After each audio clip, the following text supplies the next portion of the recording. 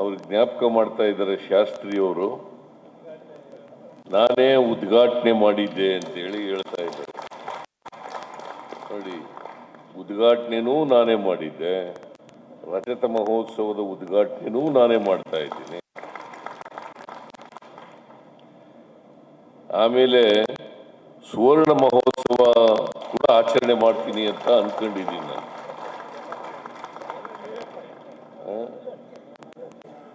ನಾನು ಬಸವೇಗೌಡ 100 ವರ್ಷಕ್ಕಿಂತ ಜಾಸ್ತಿ ಬದುಕಬೇಕು ಅಂತ ಅನ್ಕೊಂಡಿದ್ದೀನಿ.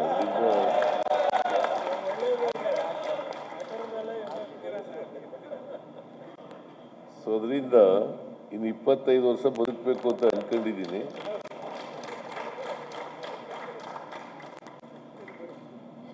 ರಜತ ಮಹೋತ್ಸವವನ್ನು ಕೂಡ ಆಚರಣೆ ಮಾಡಿ, ಶತಮಾನೋತ್ಸವವನ್ನು ಕೂಡ ಆಚರಣೆ ಮಾಡಿ.